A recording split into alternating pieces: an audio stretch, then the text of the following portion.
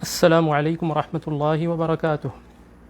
الحمد للہ رب العالمین وصلی اللہ وسلم وبارک علی نبینا محمد وعلی آلہ وصحبہ اجمعین۔ محترم بھائیوں اور بہنوں،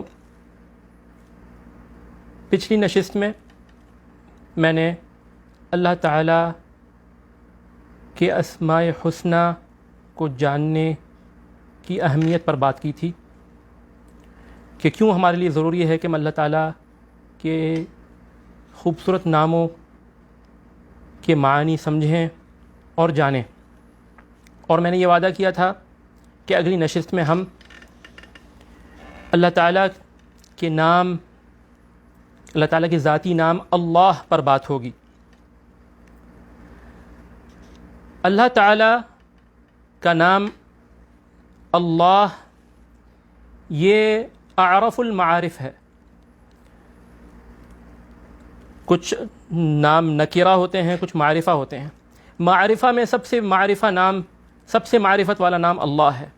اسی لیے نحو کے علماء کہتے ہیں کہ اعرف المعارف اللہ، کہ تمام پراپر نیمز میں سب سے زیادہ پراپر نیم اللہ ہے، کیونکہ باقی پراپر نیمز میں غلطی لگ سکتی ہے لیکن اللہ میں نہیں لگ سکتی کہ اللہ کون ہے۔ آپ ممکن ہے کہیں زید، اور ایک خاص شخص کا نام ہے لیکن اس میں بھی غلطی لگتی ہے، شاید کسی اور کا نام بھی زید ہو۔ آپ کہیں تم بھی معرفت ہے لیکن ممکن ہے اس میں بھی غلطی لگ جائے اور کئی لوگ وہاں موجود ہوں اور وہ کہیں کہ کیا مجھ سے بات کر رہے ہیں آپ؟ لیکن جب آپ کہیں گے اللہ تو سب جانتے ہیں کہ اللہ کون ہے، خالق ارض و سما، وہ اللہ تمام مسلمان بھی جانتے ہیں، اور عرب سرزمین کے مشرک بھی اور یہود و نصارہ بھی جانتے ہیں کہ اللہ کون ہے، زمین و آسمان کا خالق۔ تو تمام معرفہ ناموں میں سے، تمام پراپر نیمز میں سے سب سے پراپر نیم اور اعرف المعارف یہ نام ہے اللہ، سب اس سے واقف ہیں۔ اللہ کو عام طور پر اللہ کا ذاتی نام کہا جاتا ہے، جبکہ دیگر اسماء حسنی کو صفاتی نام بتایا جاتا ہے، یعنی ان ناموں میں کوئی صفت پائی جاتی ہے۔ الرحمن الرحیم میں رحمت کی صفت ہے، العلیم میں علم کی صفت ہے، السمیع میں سمع یعنی سننے کی صفت ہے، البصیر میں بصر یعنی دیکھنے کی صفت ہے۔ تو کیا جب ہم یہ کہتے ہیں کہ اللہ کا ذاتی نام ہے اللہ، تو کیا اس میں کوئی صفت نہیں پائی جاتی، یا اس میں بھی کوئی صفت ہے؟ تو اس مسئلے میں علماء کا اختلاف رہا ہے، لیکن محقق علماء جیسے ابن جریر طبری مفسر کبیر اور دیگر علماء اس بات کے قائل ہیں کہ اس میں بھی صفت پائی جاتی ہے، اس میں بھی صفت پائی جاتی ہے۔ اللہ یہ اللہ کا ذاتی نام بے شک ہے، لیکن اس میں بھی اللہ کی ایک صفت کی طرف اشارہ ہے، اس میں بھی ایک معنی پایا جاتا ہے ایک صفت کا۔ اور اس بات کی تائید اس سے بھی ہوتی ہے کہ اللہ تعالیٰ کے تمام نام جو ہیں وہ سب سے زیادہ حسن والے ہیں، وَلِلَّهِ الْأَسْمَاءُ الْحُسْنَى، سب سے زیادہ حسن والے ہیں۔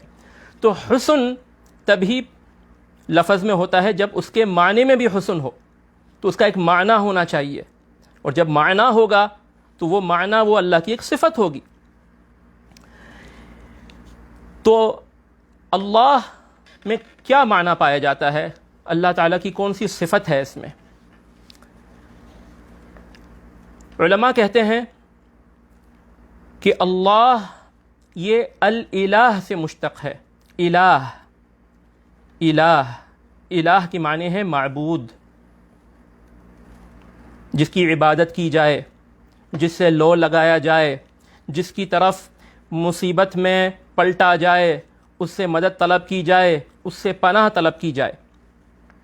الہ یالہ اور الہ یالہ عربی میں عبد یعبد کے معنی میں آتا ہے، عبادت کرنا۔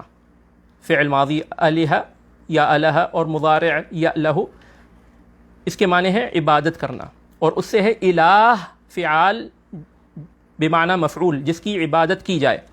اور الہ الیہ کہ ایک اور معنی بھی ہے عربی میں، وہ یہ ہے کہ اس کی طرف پلٹا، الہ الیہ، اس کی طرف پلٹا مصیبت کے وقت میں، اس کی پناہ میں گیا، اس کا سہارا پکڑا۔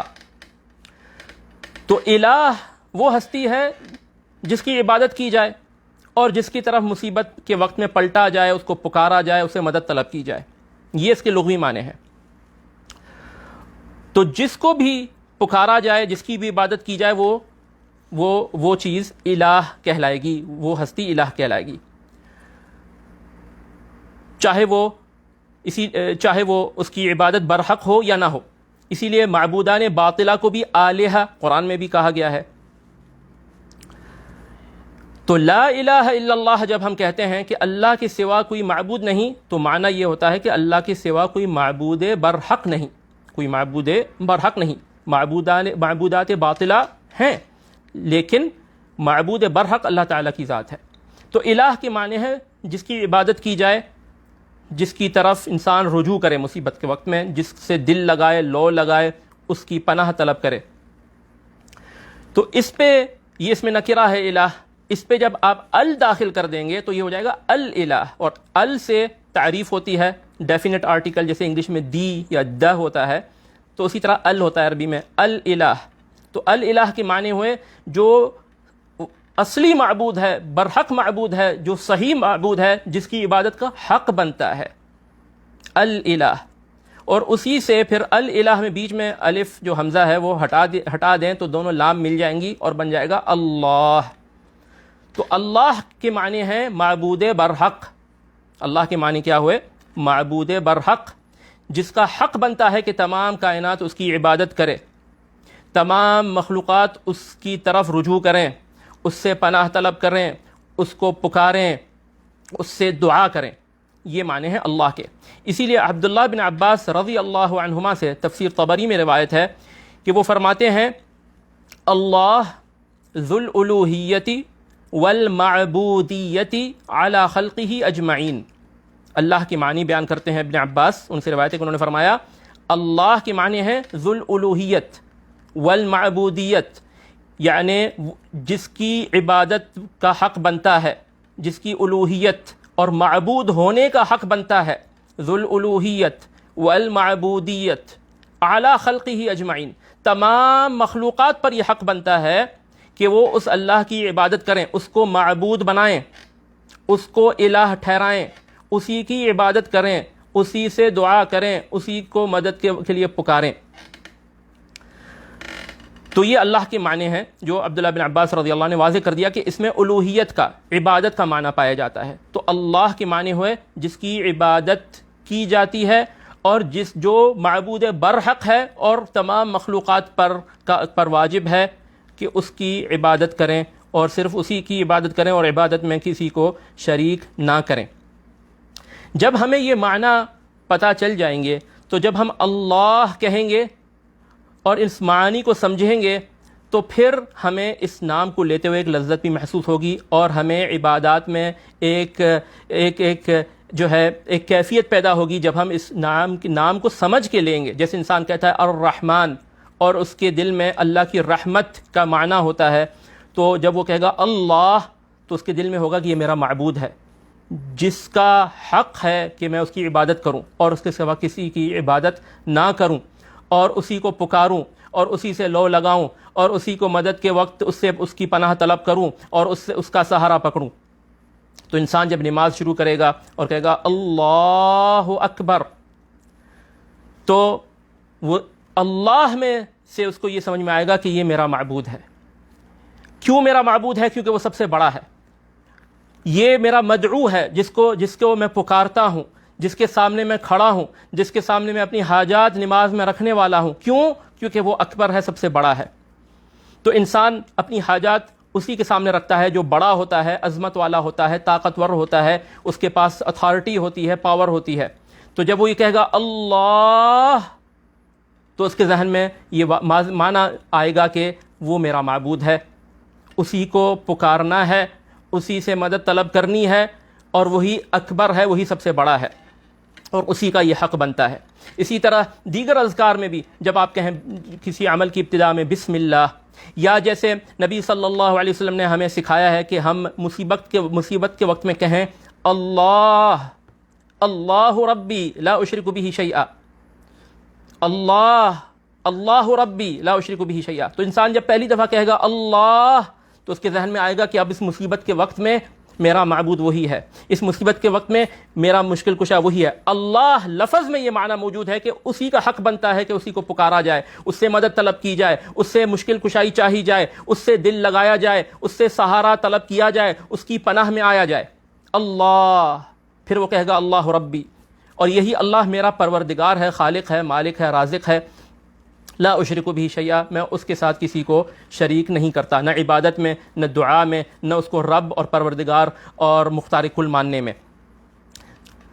تو یہ اللہ تعالیٰ کے اس نام کا معنی ہے۔ اور جب ہمیں یہ معنی سمجھ میں آ جائے گا تو ایک غلط فہمی کا ازالہ بھی ہو جائے گا جو بعض لوگوں کے ذہن میں ہوتی ہے۔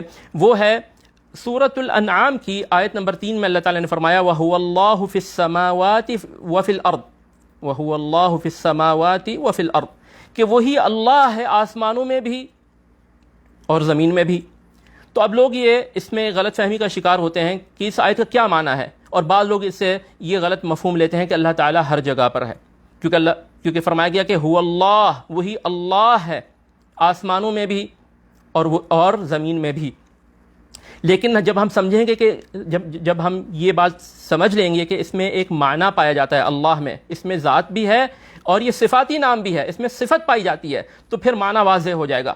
میں آپ کو ایک مثال دیتا ہوں، جیسے اگر کوئی یہ کہے کہ زید یمن میں بھی ہے، عراق میں بھی ہے، تو آپ کہیں گے کہ ایک وقت میں کیسے دونوں جگہ پہ ہو سکتا ہے، کیونکہ زید یہ صفاتی نام ہے، یہ ذاتی نام ہے، اس میں کوئی صفت نہیں ہے۔ لیکن جب میں یہ کہوں کہ وہ یمن میں بھی بادشاہ ہے اور عراق میں بھی بادشاہ ہے، تو آپ سمجھ جائیں گے اب بادشاہ میں ایک صفت ہے کہ اس کی بادشاہت، اس کی حکمرانی ادھر بھی ہے ادھر بھی ہے، وہاں بھی وہ بادشاہ مانا جاتا ہے، وہاں بھی بادشاہ مانا جاتا ہے، وہاں بھی اس کی حکمرانی ہے، وہاں بھی اس کی حکمرانی ہے۔ تو جب ہم کہیں گے جب اللہ تعالیٰ نے فرمایا وَهُوَ اللَّهُ فِي السَّمَاوَاتِ وَفِي الْأَرْضِ، تو معنی یہ ہوا کہ وہی ہے معبود آسمانوں میں بھی اور زمین میں بھی، یعنی زمین والے بھی اسی کی عبادت کرتے ہیں، زمین والوں کا معبود برحق بھی وہی ہے، اور آسمانوں میں فرشتے اور دیگر مخلوقات بھی اسی کی عبادت کرتے ہیں، آسمان والوں کا بھی معبود برحق وہی ہے۔ اور یہی معنی دوسری آیت میں الہ کے لفظ کے ساتھ آیا ہے، جس کے معنی تو سب کو پتہ ہے کہ الہ کے معنی ہوتے ہیں معبود۔ سورۃ الزخرف میں آیت نمبر 84 ہے، اللہ تعالیٰ نے فرمایا وَهُوَ الَّذِي فِي السَّمَاءِ إِلَٰهٌ وَفِي الْأَرْضِ إِلَٰهٌ، کہ وہی ہے جو وہی اللہ ہے، وہی ہے جو آسمانوں میں بھی معبود ہے اور زمین میں بھی معبود ہے، یعنی یَأْلَهُهُ أَهْلُ السَّمَاوَاتِ وَأَهْلُ الْأَرْضِ، کہ زمین والے بھی اس کی عبادت کرتے ہیں اور آسمان والے بھی اس کی عبادت کرتے ہیں۔ تو یہاں الہ کے لفظ سے آیت میں تعبیر ہوئی ہے، اور سورۃ الانعام میں اللہ کے لفظ سے ہوئی ہے، اور معنی دونوں آیات کا اور اس کا دونوں کا جو ہے وہ تقریباً ایک ہے۔ تو اس سے معلوم ہوا کہ اللہ میں الہ کا معنی ہے معبود کا، تو وَهُوَ اللَّهُ فِي السَّمَاوَاتِ، یعنی وہی آسمانوں میں بھی معبود ہے، وَفِي الْأَرْضِ، اور زمین میں بھی وہی معبود برحق ہے۔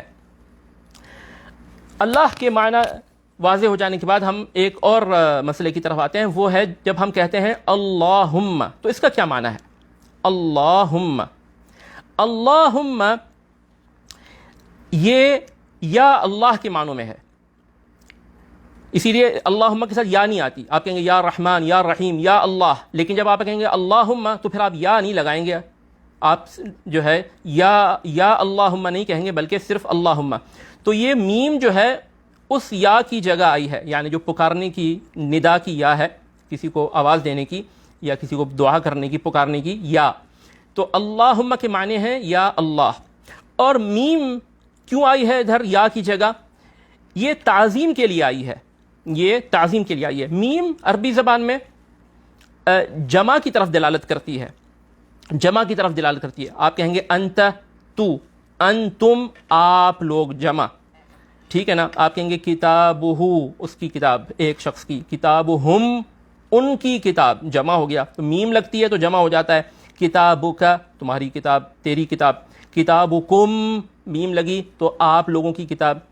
اسی طرح بلکہ حتیٰ کہ اردو میں بھی تو اور تم کا جو اصل اردو لغت کی روح سے جو اس کا جو فرق ہے وہ تو مفرد کے لیے ہے اور واحد کے لیے ہے اور تم جمع کے لیے ہے. تو میم سے جمع کا معنی آتا ہے اور جمع سے تعظیم کا معنی آتا ہے جب انسان بادشاہ کو خطاب کرتا ہے. بلکہ اردو میں بھی ہم کہتے ہیں کہ انہوں نے کیا، اور ہماری مراد ایک شخص ہوتی ہے تو احترام کے لیے جمع کا صیغہ استعمال ہوتا ہے. تو یہ میم جو ہے تعظیم کے لیے آئی ہے. اور اس میں یہ بھی معنی ہے چونکہ یہ اس میں جمع کا معنی ہے تو علماء نے کہا ہے کہ اس میں یہ معنی ہے کہ جب ہم کہتے ہیں اللہم تو ہم اللہ کے تمام اسماء حسنہ سے اس کو پکارتے ہیں. یعنی اللہم میم میں جو جمع کا معنی ہے یعنی اللہ تمام اپنے ناموں کے ساتھ، تو ہم اللہ کو اس کے تمام ناموں سے پکار رہے ہیں جب ہم اللہم کہتے ہیں. چنانچہ ابو رجاء العطاردی عمران ابن ملحان یہ کبار تابعین میں سے ہیں. نبی صلی اللہ علیہ وسلم کے زمانے میں یہ ایمان لائے تھے لیکن آپ صلی اللہ علیہ وسلم سے ملاقات ان کی نہیں ہو پائی اور اس لیے یہ تابعین میں شمار ہوتے ہیں، کبار تابعین میں سے. ان سے روایت ہے کہ انہوں نے فرمایا کہ ان المیم فی قولہ اللہم تجمع 99 اسما من اسماء اللہ تعالی، کہ اللہم کی جو میم ہے اس میم میں اللہ کے سارے نام آ گئے، اس میم میں اللہ کے 99 نام آ گئے کیونکہ میم جمع کے لیے ہوتی ہے. تو اللہم یعنی اللہ تعالیٰ کا ہم نے اللہ کہا اور اس کے ساتھ باقی تمام اسماء کا بھی اللہ کو واسطہ دیا پکارتے ہوئے اور ان ناموں سے اللہ کو پکارا.